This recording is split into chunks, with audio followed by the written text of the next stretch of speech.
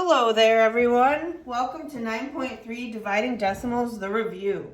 So this lesson goes with the Let's Practice, aka the 9.3 review that was shared with you in your Google Classroom. I'm going to go through examples of each section of problems to hopefully give you a lot of different scenarios so that you feel confident to tackle this review on your own.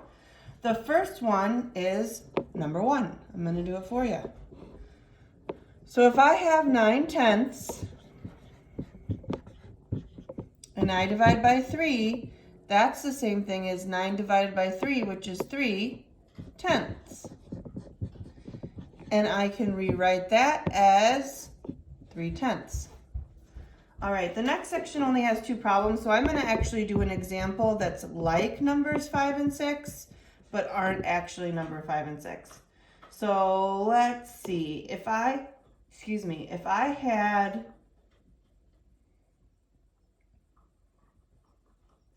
12/10 divided by 5, that's not going to go in perfectly. I'm going to have a remainder because 5 is not a factor of 12. So I'm going to have an answer that looks like this. Blank tenths and a remainder of blank tenths. So 5 goes into 12 2 times, because 2 times 5 is 10. And what's left over is 12 minus 10, which is 2. So my answer is 2/10 with a remainder of 2/10.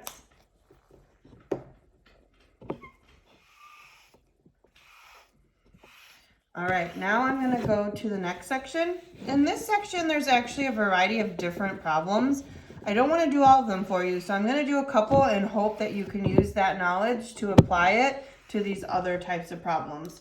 So the first one is number 7, which is a pretty straightforward. If I have 6/10 and I divide by 3, that's the same thing as 6 divided by 3, which is 2/10. All right, now I'm going to jump to number 10. So number 10 says 4/10 divided by 5. Well, I can't divide 4 by 5, but I could change 4/10 to 40, and I know that's divisible by 5. So 40/100 divided by 5 would be 8/100.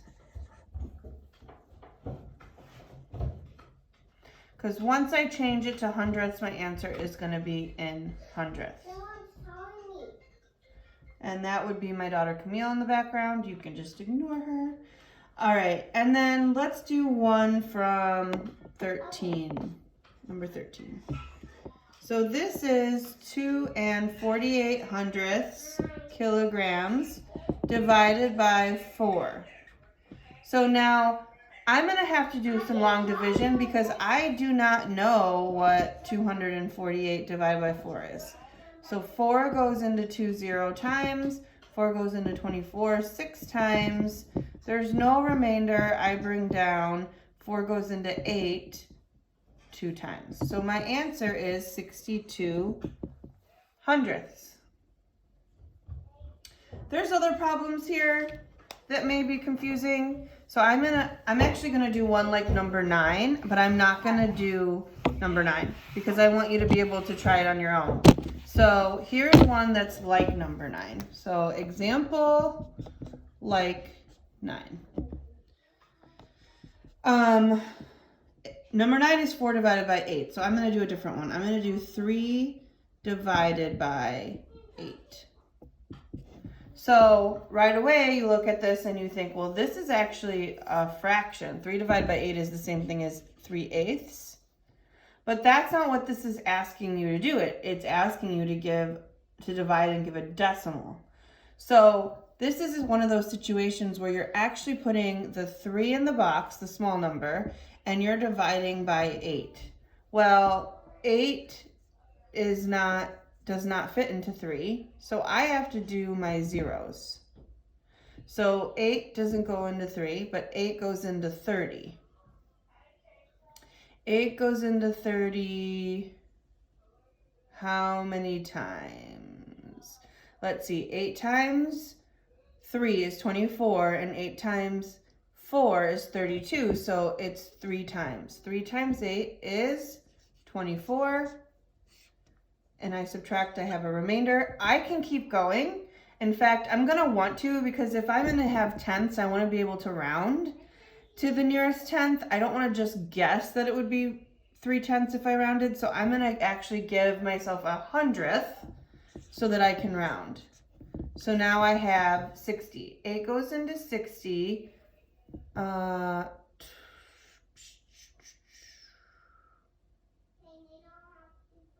do not know. Let's see, 8 times 8 is 64, so that's not gonna work. 8 times 7 is 56, I believe. So it has to be 8 times 7.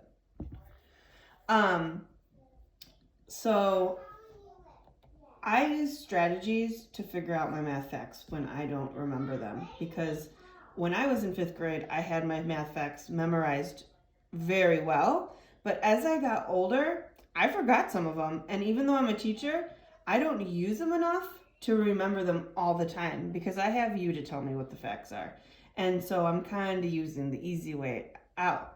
So I use strategies when I can't figure it out, because I'm not gonna get out a calculator or use a multiplication chart, because I do know a lot of facts. So I know that 8 times 8 is 64, so that's too big, so that means 8 times 7 is 8 less than 64, which would be 56.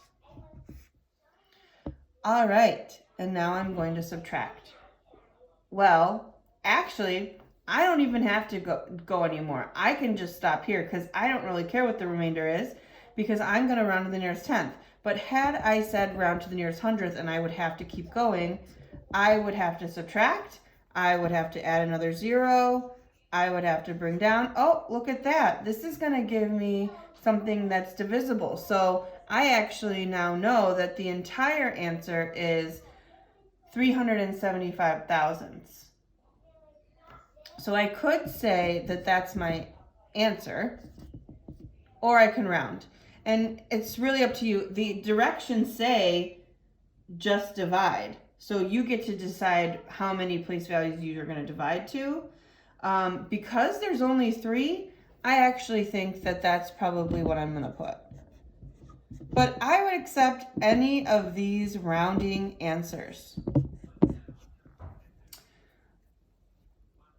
I think a good rule of thumb is to round to the nearest thousandth, to be quite honest. But I would accept any of those answers because they are accurate when rounded to the nearest tenth and hundredth. All right. Next section. The next section is 16, 17, and 18. And honestly, this isn't that different than what we just did. The only difference is that it says here, round each quotient to the nearest tenth. So what that means is some of these might go on forever and they want to give you some direction. The ones above probably are not going to be more than the thousandths place, because they were having you, like, I'm your teacher and I'm telling you going to the thousandths is the best practice because there's so many decimals that end at the thousandths place. All right, so I'm going to go ahead and do one just because I want to show you how. So number 16 is 8 divided by 8/10 divided by 5. Well, I can't, that's not divisible, but I could do one of these.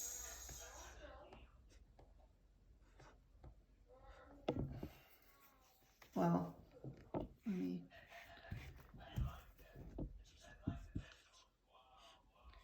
So 5 goes into 0 0 times. 5 goes into 8 1 time. 1 times 5 is 5. Subtract 8 minus 5 is 3. I can put my 0. Bring down. 5 goes into 36 times. 6 times 5 is 30. This says that I should have round my answer to the nearest tenth. So my answer would be 2/10. Because I would round, I would take the 6. The 6 is more than 5. The 6 tells me what I'm rounding the 1 to. Alrighty. Now I'm going to do number 19. So this is also very similar, but now I'm rounding to the nearest hundredth, the directions say. So 6 goes into 3 and 39 hundredths. 6 goes into 3 0 times. 6 goes into 33 5 times. 5 times 6 is 30. Subtract, bring down. 6 goes into 39 6 times. 6 times 6 is 36. Subtract. I have a 3. I have to add a 0 here because I need thousands to be able to round to hundredths. And here I only have hundredths. So I need my answer to have this many decimal places because it says round to the nearest hundredth. And I need this to know how to round. All right, so bring down. 6 goes into 30 5 times. 5 times 6 is 30, no remainder. So that's actually the answer, but it says to round in the nearest hundredth, so the answer is 5 and 57 hundredths because 5 tells me that the 6 goes up 1. All right, now we're on to the next page, and I really wanted to go over the directions. This is actually what inspired me to do this lesson because I thought it could be confusing for you guys. So let's read the directions together. It says, find the price per unit of each item below, then find out which brand is a better buy. Okay, so I'm comparing. And if you look at the example, they have 2 different jump ropes. The first one's $14 and it's 10 feet. The next one is $10.80 and it is 8 feet. Well, they divided 14 by 10 and 10 divided $10.80 by 8 in order to find out the unit price. A unit price is the price of 1. So if 10 of them are $14, what would 1 be? It would be 14 divided by 10. So 14 divided by 10, we know when we divide, we move our decimal place so that the number gets smaller. So it's actually $1.40. The second one, I can't do that because it's not 10 or 100, it's 8. So I actually have to divide it out. 8 goes into 10 one time. 1 times 8 is 8. 2, bring down. 8 goes into 28. 3 times. 3 times 8 is 24. 4, bring down. 8 goes into 45 times. I would put the 40, subtract no remainder. So it is $1.35. So which one is a better deal? The 8 foot for $10.80 is 5 cents less per unit. So now I'm going to try this one more time with a different example. The first one, which is number 22. All right. Number 22 says that there are bags of clay, plastic clay. Good times. And the first one, A, is $3.60. If you look at the bag really closely, it says there's 4 pounds. That was the information I needed. So that's how you abbreviate pounds, in case you were wondering. And then B is $3 for 5 pounds. So I'm going to have to do the same thing. First, I have to do A, and I'm going to have to divide 4 by $3.60. Well, 4 goes into 3 0 times. 4 goes into 36. 8 times.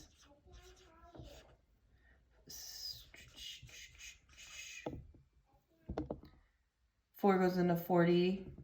Uh-oh. Did I make a mistake? Because, oh, it would have went in one more time. I made a mistake. You want to know how I knew I made a mistake? Because 4 goes into 40 10 times. You're never going to put 2 digits up here at the same time. That is a no-no. So that means I made a mistake and I have to start over. So $30.60. So 4 goes into 3 0 times. 4 goes into 36. I said 8 because 32, but 9 is 36. So whoops. 9 times 4 is 36. Now I have a 0 remainder. I bring down 0, 0, 0, 0. So it's 90 cents for A. Let's try B.